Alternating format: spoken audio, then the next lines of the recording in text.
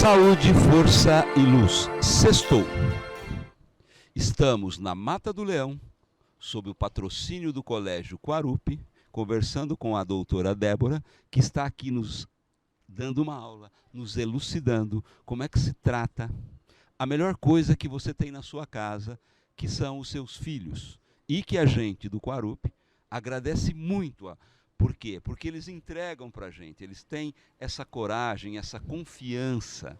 E o Quarupi sempre tentou respeitar a cabeça dos pais, respeitar o desejo dos pais. E eu vejo que você caiu no lugar completamente correto, né?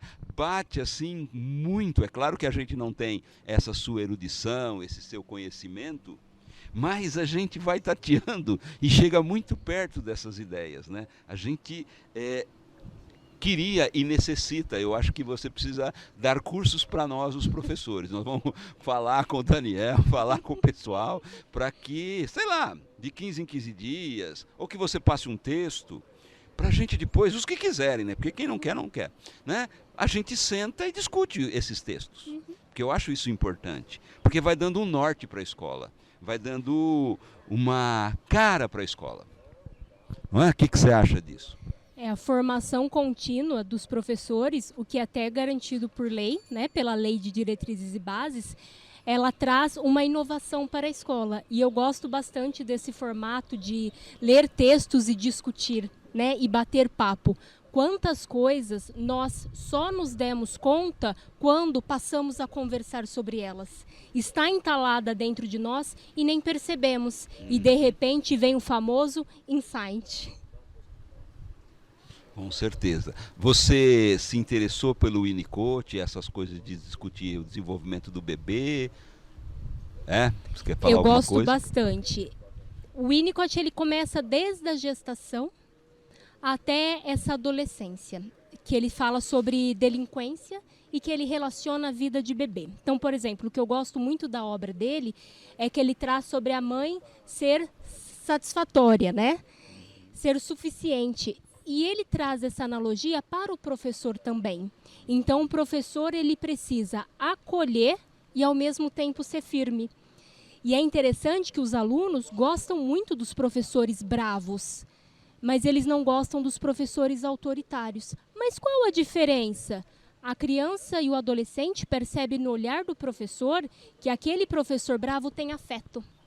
É quando sai o termo de orientação parental, que na psicologia nós chamamos de disciplina com afeto. Então a criança olha para esse professor e ela sabe, ele está bravo comigo porque quer o melhor para mim. É o mesmo olhar que ela faz para os pais. É diferente do autoritário, né? Que quer ser ouvido apenas, sem vozes que o atrapalhem, porque é mais fácil para ele. Não há afeto nisso. Então, com certeza, os autores psicanalíticos também contribuíram e ainda contribuem com a minha formação. Não, perfeito. Eu li um pouco eu gosto muito de psicanálise, né? Eu vou ser sincero, eu não gosto do Lacan. Eu não sei o que você acha disso, mas eu não gosto muito do Lacan. Eu li um seminário e não me interessei. Nós temos o professor Oswaldo, que você conhece, é especialista em Lacan. Ele discute Lacan com a Sociedade Ribeirão Pretana de Psicanálise, e ele deu cursos para eles. Ele é um entendido em Lacan e ele fica muito bravo quando eu falo que eu não gosto do Lacan. Mas eu não estou sozinho. Eu acho que um dos maiores psicanalistas brasileiros, o André agora me falta, que é um judeu brasileiro, fala 22 línguas, e ele fala que o Lacan não é lá muita grande coisa. Mas se você quiser falar um pouco do Lacan, que também fala de criança, né? Pelo menos no seminário que eu vi. Eu gosto muito do Lacan porque ele resgatou, pelo menos para nós clínicos, a figura paterna. né? Então nós tínhamos uma longa história psicanalítica que valorizava e muitas vezes responsabilizava a figura materna. É como se o pai não fosse necessário, mas a figura paterna ela é muito importante para a formação da personalidade. Então Lacan ele tem o seu valor, mas esse já é um autor, e eu já deixo a minha crítica para os currículos de psicologia, que ele não é levado para a faculdade, porque a compreensão que se tem é difícil demais. E né? Para que ensinar? Mas precisa ser apresentado, né? Quem quiser se especializar em Lacan, tudo bem, mas precisa ser apresentado, porque a figura paterna é importante e há outros pontos da obra dele que são importantes. Então nós temos essa questão brasileira de tudo que aquilo é difícil, a gente tira do currículo escolar. E isso acontece desde a base ao ensino superior. Não, aí eu concordo com você, não é para... Por exemplo, eu não sou da área, né? Eu leio porque eu acho que o professor, infelizmente, ele é um infeliz. Porque não é porque eu dou aula de humanas que eu não tenho que saber gramática. Não é porque eu dou aula de exatas que eu não tenho que saber história. Então, eu procurei arduamente estudar de tudo. Então, esse ano, dia 3 de março desse ano, vai fazer 40 anos que eu estudo. E eu fui estudar antropologia, eu fui estudar filosofia porque eu não entendia absolutamente nada, e eu não posso pensar alguém que dê aula e que não saiba o que está fazendo, porque a filosofia nos ensina primeiro a falar corretamente, saber o que você está falando, não é falar o português corretamente, é saber o que é que você está falando e o que aquilo vai causar no outro. O que você quer passar e o que é que aquilo vai passar para o outro. Que é importante, né? Porque eu posso deixar um aluno triste. Dando a aula da Guerra do Paraguai, eu posso estragar a vida de uma criança. Então eu preciso ter um cuidado de saber o que é que eu estou falando. O que é que eu estou querendo impor, né? Então, eu fui estudar filosofia, eu estudei psicologia, agora a minha última obra é ler as Bíblias, eu estou lendo as Bíblias, né? Eu acho que depois disso eu vou me dar umas férias sabáticas, né? E então eu fui me interessar pela psicanálise, eu li um pouco do Freud, um livro do Lacan, me apaixonei pelo... Olha, sumiu o nome dele. Pelo Bion, os meus estudos, eu posso falar assim, eu li o Bion feito um louco, né? Gosto do Bion. Por quê? Porque ele estuda física, porque ele estuda Kant, que é o meu amor na filosofia, minha paixão é o Kant, né? Então, como o Bion respeita o Kant, respeita a biologia, né?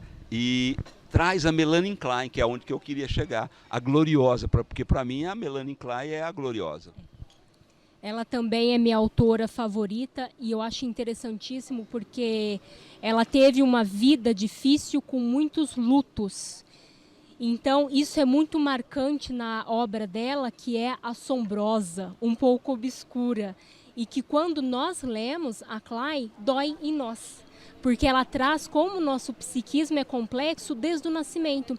Então, a importância da obra da Klein é que, desde a gestação, há um psiquismo sendo formado, diferente do Winnicott, que acredita que a mãe é então o ego da criança. Ela não. Ela vai dizer que sempre há um psiquismo acontecendo ali.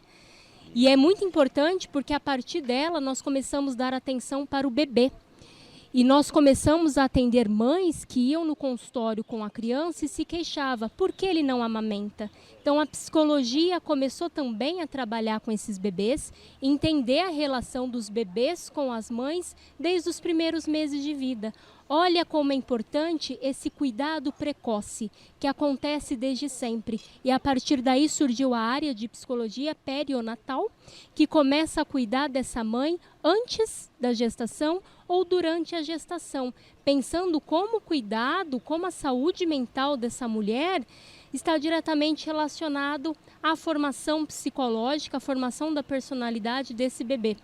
Então, a Klein é minha autora preferida, tanto pela obra quanto pela história de vida, que tornou ela uma mulher fantástica, que teve aí os seus conflitos com Freud. Eu acho que ela foi muito inocente, porque ela achou que no momento que a filha do Freud, que era a Ana, estava revolucionando, o Freud ia ficar do lado dela. Mas não. Como todas as suas questões paternas, ele disse, não, Klein, a Ana é muito melhor do que você. E a Klein chegou a um certo momento da vida dela que ela achou que ela estava contribuindo com a obra de Freud. Novamente inocente, jamais que ele acharia isso, que alguém contribuiria com a obra dele, até pela própria personalidade do Freud. Então tem toda uma história de vida muito bonita, então eu admiro ela como mulher e como teórica psicanalítica. Perfeito, maravilhosa. Eu adoro a Klein. Eu li pouco, acho que eu li um livro, né? O mais famoso lá, que é o Gratidão. Inveja e Gratidão. Inveja e Gratidão. Eu acho que isso é importantíssimo, porque eu aprendi uma coisa que nós precisamos aprender. Quando a gente age por inveja, quando a gente fala mal de um político, quando a gente fala mal de uma pessoa, de a roupa de alguém, quando uma pessoa está feliz e você vai lá e destrói por inveja, eu acho que foi uma das coisas mais importantes. Eu descobri, porque, tipo assim, se eu via alguém tocando gaita, eu pensava, eu quero tocar gaita. Se eu via alguém fazendo um exercício de matemática, eu quero fazer matemática. Se eu via alguém jogando bola, eu falava, nossa, eu quero ser tudo. Aí eu descobri, não, você é invejoso mesmo. Você tem é inveja. Você tem inveja das pessoas. E aí falava mal. Quando eu descobri que eu falava mal das pessoas, porque eu tinha inveja delas, olha, minha vida melhorou muito. Porque eu pude compreender as pessoas e passar a admirar. Ter gratidão, porque a pessoa me ensinou alguma coisa. Eu acho que essa dualidade que ela mostra, de inveja e gratidão, é muito importante. E a gente percebe como a inveja é primitiva, né? Como viria de nós desde sempre, quase se confundindo com o nosso próprio ser, com a nossa essência, com a nossa personalidade. E olha que interessante, a inveja é um tabu. Nós não falamos sobre inveja, nós não falamos para uma pessoa, você é invejosa, porque quando a gente faz isso, essa pessoa se sente extremamente ofendida. Então a inveja se tornou um tabu, nós não chamamos as pessoas de inveja, porque virou uma grande ofensa, e ela continua então se reproduzindo com esse poder todo. Mas na verdade ela faz parte do nosso ser, e a única maneira de se tornar grato é tendo consciência da inveja e fazendo, então, essa reviravolta. Não, perfeito. Eu acho que, às vezes, a gente não sabe que está agindo por inveja. Eu acho que perceber quando eu estou agindo com a minha mãe, com o meu pai, com o meu irmão, com o aluno, quando eu estou invejoso, porque a gente tem inveja do aluno, porque ele é bonito, ele é jovem, a vida é dele. Aí você fala assim, não, mas as questões ambientais vão ser destruídas e a sua vida vai ser uma desgraça. É inveja. Você quer destruir. Uma vez eu cheguei eu sempre falo para os alunos, falei, olha, nós vamos discutir aqui, primeiro as questões do vestibular. Segundo, a minha aula de história é dada no sentido de que você seja feliz. Como eu vivi um pouquinho, como eu sei a vida de algumas pessoas importantes, nós vamos fazer esses cases para que você descubra o que você quer. Você quer ser pobre? Não tem problema. Você quer ser padre? Você quer ser modelo? Você quer ser engenheira? Você quer ser arquiteta? Eu vou te ensinar qual é o caminho, como é que as pessoas fazem. É isso que é a aula de história. Porque o Trump não interessa. O Bolsonaro não interessa. O que interessa é como o ser humano sobreviveu em cima desse planeta. Então a minha história não é história de personagens, é de como o Homo sapiens conquistou o planeta, de como ele venceu os vírus o tempo todo. O ano passado, os alunos que estão agora no segundo falaram assim, não, você previu a pandemia. Eu falei, não previ a pandemia. Porque isso está na obra de um judeu inteligentíssimo chamado Yuval Harari, que escreveu Homo sapiens e Homo Deus. A história do ser humano não é essa decoreba babaca. Não é essa bobecheira. Ai, qual é a cor da calcinha da Cleópatra? O que Dom Pedro I escrevia para Domitila, seu grande amor? Quem proclamou a independência? Eu nem sei. Não sei nem as datas. Não sei mesmo, nunca soube. Mas aquilo que vai levar para a vida, aquilo que ele vai poder refletir, eu quero isso para mim, eu não quero isso para mim, essa é a grande questão da história, né? Então, a discussão é de como nós conquistamos o planeta, de como nós conseguimos melhorar a vida da humanidade, porque a gente é um bicho gregário. A pandemia está mostrando isso, ninguém consegue viver sozinho. As pessoas estão loucas para voltar a se abraçar. E isso precisa ser discutido, isso precisa ser visto, né? E voltando para a questão da inveja. É preciso perceber quando você age por inveja. E eu descobri uma coisa que você sabe, como é psicóloga, melhor do que eu. Às vezes eu tenho inveja de mim, porque uma parte minha começa a delirar. Ah, se eu ganhar na loteria. Aí a outra fala assim, você não vai ganhar na loteria. Ah, mas se eu arranjar um salário melhor, você não merece. Eu me boicoto. Isso também é algo que nós fazemos desde sempre e é bastante primitivo. E aí, trazendo novamente a filósofa americana Martha Nussbaum, ela vai trazer que esses pensamentos autodestrutivos podem estar relacionados a uma educação para a competitividade, ao ponto que passamos a competir com a gente mesmo e não acreditamos que temos valor, que somos capazes, que podemos sonhar. E o sonho é muito importante, e aí já trazendo o Winnicott, o sonho ele é muito importante para irmos além. Além do quê? Além do desejo, para poder nos sustentar numa prática sem perder a saúde mental. Então são questões complexas, mas é interessante a gente conversar e aprofundar para mostrar que psicologia, história, desenvolvimento social, desenvolvimento econômico são para as pessoas. E as pessoas precisam discutir sobre isso. Ah, desenvolvimento econômico. Eu, professor, nunca achei que eu fosse fazer mestrado em desenvolvimento econômico. Não achei que eu me interessaria. Eu achava que era complexo, que era difícil, que eu não me sairia bem. E hoje eu estou apaixonada pelo desenvolvimento econômico porque eu encontrei professores no decorrer da minha vida que me mostraram que nós temos direito a estudar e somos capazes de aprender. E é exatamente isso que devemos mostrar para os nossos alunos e ajudá-lo a também enfrentar sua própria inveja e encontrar a gratidão com eles mesmos. Que infelizmente hoje no Facebook tem muitas postagens de amor próprio, mas que na verdade eles estão falando de individualismo e não de amor próprio. Ter gratidão consigo está relacionado a amor próprio, que é o contrário que prega hoje as redes sociais, que diz que amor próprio é você se importar apenas com você mesmo e não estar nem aí para ninguém. Quantas coisas podem ser distorcidas, não? Com certeza. Amanhã a gente volta com esse papo que está nos elucidando e mostrando como a Débora, o Quarupi, tratam o seu filho. Obrigado.